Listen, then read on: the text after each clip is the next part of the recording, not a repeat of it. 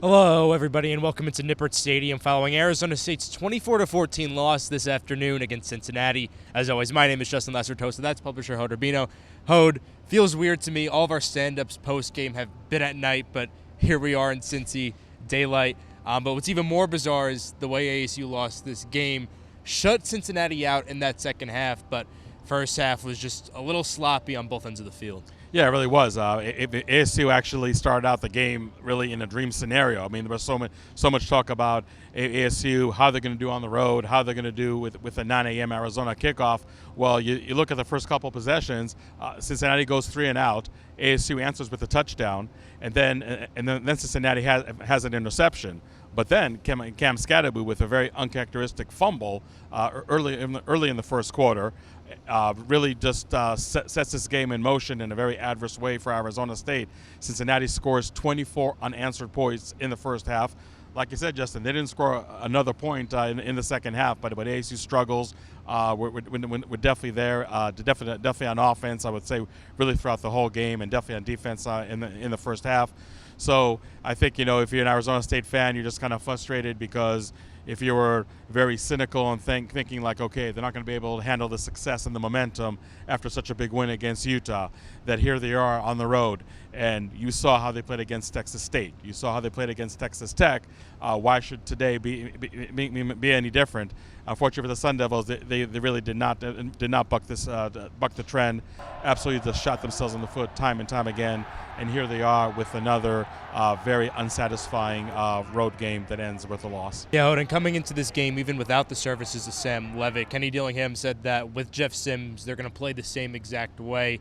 And against the Cincinnati team that coming into this game had a weak rushing defense, looked like it was going to be a big night for Cam Scadaboo, but obviously ASU only got 14 points up on the board. Yeah, and there's a thing, and we made no bones about this in our preview. We said that it doesn't matter who the quarterback is, because we've seen games where Sam Levitt has been very quiet, but the running game exploded, and ASU came away with the win. So this, to me, was not going to be really any different of a scenario. Now, you look at the box score and say, okay, well, what went wrong? ASU had 191 yards rushing. I mean, that's definitely a respectable number. But Cam Scadaboo did score 2 touchdowns, obviously the only 2 touchdowns that ASU scored today. But aside from the fumble, he only had 17 carries for 75 yards. Those are very, very modest numbers in Cam Scadaboo's standards, and these are not numbers that really can help the running game all that much. We know that Jeff Sims is really a classic dual-threat quarterback. He had 14 rushes for 53 yards. But, yeah, I mean, there definitely were issues with the passing game. I mean, I'm not saying Jeff Sims played a great game by any means. I mean, maybe very average, maybe even slightly below average. When it comes to the passing game, Jeff Sims was 12 of 23 for 155 yards, was heavily targeting wide receiver Jordan Tyson, had 6 receptions for 108 yards, but really wasn't able to get the other wide receivers involved in the game. I think the fact that Xavier Guillory was not able to play today, that is something that really hurt ASU, because I thought in the last couple of weeks, especially against Kansas, I really thought that he was really coming to his own. But I just feel that the running game just was really, really sputtering. And, again, another thing we talked about in our preview, that, yes, this was a horrendous Cincinnati run defense. But when they need to clamp down, they did clamp down. And usually they do it in the red zone, but there were many times where ASU wasn't able to get to the red zone. They got to around the 30-yard line, and there Ian Hershey had not 1 but 2 missed field goals from 48 and 43. A moment that went viral already in a couple hours ago, that Kenny Dillingham said that there are going to be kicker tryouts on Monday, and no, this is not a joke. So the kicker situation at ASU, to use Dillingham's words, is atrocious. And today was just really just one more example. So just really disappointing that on the road, when you need absolutely every break that they can possibly get, and one of them is having a really competent field goal kicker, ASU finds itself in really deep trouble. But make no mistake about it, it wasn't really just about the field goal kicking.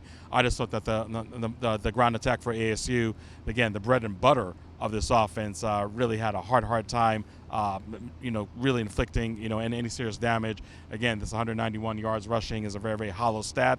You can talk about the struggles of Jeff Sims in the passing game, but to me, the way ASU was not able to run the ball, that really was a crux of why ASU, at least on this side of the ball, comes away with another Big 12 loss. Yeah, and Hode, we mentioned it. ASU held Cincinnati to 0 points in that second half, but then again, 24 unanswered in that first half. Got down too big and at a point, too little, too late. What did you see out of ASU's defense in this one? Yeah, I think when you look at the numbers for Cincinnati, we talked about a very, very prolific passing attack, but with quarterback Brandon Sorensbury and a very, very talented wide receiver group. Well, now when you look at the stats, I mean, these are stats that the ASU defensive coaching staff would love to have if you told them that pregame, that Sorensbury is only going to be 23 of 31, only 206 yards passing, and did have that one interception early. The problem, again, it really comes down to the running game. 191 yards by Cincinnati. Corey Connor leads all ball carriers with 22 rushing attempts for 99 yards. And I just felt that that really just the balanced effort that Cincinnati was really able to present on offense just really caught the ASU defense off balance time and time again in the first half. You do credit the coaching staff for the second half adjustments, and and Cincinnati definitely had some issues, but just keep in mind that time of possession. Again, another thing we talked about in our preview is going to be huge. There was one possession in the third quarter where, yes, Cincinnati came away empty, but they had the ball for 8 minutes and 46 seconds.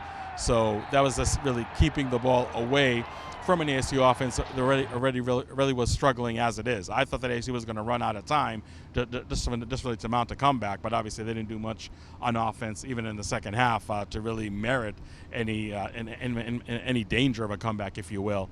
But the defense, much like Texas Tech last month, they just really looked lost at times, not having answers for the run game, not having answers for the passing game. Again, I think they had somewhat limited success, really slowing down a very, very dangerous passing game for the Bearcats. But because the Bearcats were able to run almost at will for the entire game, that's what really did in the defense for ASU. So it really was a classic tale of two halves.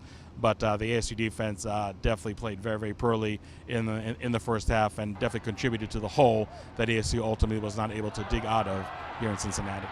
Tough loss for ASU here at Nippert Stadium, but it still moves into the bye week at 5-2, so not a bad place to be in at all. And moving into sort of the next couple games, especially some of the road games that ASU has on its slate, what are some of the things that this team has to address going into this bye week? I think you hit the nail on the head, Justin. There are 3 more road games until the end of the season, and ASU, some way, somehow, has to find a way to play much better on the road. At home, I mean, I'm not saying they're flawless, but they do find ways to win. I mean, some ways are prettier than others, but they absolutely are a different team in Tempe than they are away from Tempe. And there really are challenging road games the rest of the season. I know Oklahoma State right now is 0-4 in the Big 12, which still blows my mind. I mean, full confession, I did pick them actually to win the Big 12, but they've been an unpleasant surprise, not to me, but I think to thousands others. But nonetheless, that's definitely not going to be an easy game. Then you got a game at Kansas State. Kansas State is definitely one of the best teams in the Big 12, so that's not going to be a cakewalk. And then obviously the last regular season game is going to be in Tucson against U of A, and we're going to say it now, and we're going to say it 1,000 times before then. This is a game that is anything and everything will happen. So until ASU can really figure how to play well on the road, it's really going to be no better than a 500 team. Now, if some people are just looking at a step in the right direction, maybe not a huge step, but saying, okay, ASU won 3 games last year. They already won 5 games to date. It's definitely within grasp to win one more game to be bowl eligible for the first time since 2021. So that is progress. But I think that some ASU fans maybe wanted to see 7 wins, maybe want to see 8 wins just because they have 5 wins right now, and I really can't blame them for for having those expectations. But at the same time, if ASU is not going to find a way to play much better on the road, then maybe they're just going to eke out a 6-6 season and just eke out a bowl eligibility, which I think is going to be an achievement, not a major achievement, but compared to where this program was in the last couple of years, that is definitely a feat that I don't think is insignificant or unsubstantial. But it is definitely disappointing that ASU, for some reason, on the road plays very, very poorly, just shoots itself in the foot time and time again. It really was less penalties. I really should mention that just for transparency. I think they only had 2 penalties for 20 yards. But just the fact that we're just out physicaled, out schemed, and that's something that both Kenny Dillingham and the players said after the game. That's stuff that really should not happen, I think, at this juncture on the season. Just like Cincinnati has all this film on ASU because ASU played 6 games, the same goes for ASU on Cincinnati. And Kenny Dillingham, to his credit, say that he was outcoached. To his credit, he says that they have a major issue in the kicking situation. I don't know if the tryouts, even one of the biggest universities in the country, is really going to yield the solution to all the kicking issues. We'll see. So ASU, to your point, Justin, is not in a bad place right now, but it really should be in a much, much better place. And I'm really curious to see how the coaches and how the players pick themselves off the mat after another disappointing Big 12 loss, and really can they put this loss in the rearview mirror and really just have the rest of the season go in a much, much different way. We'll see. There's really a lot to fix with this program. I think there are some steps that are being done to remedy that, and I think the results are showing. But there's still a lot of work to do for Arizona State.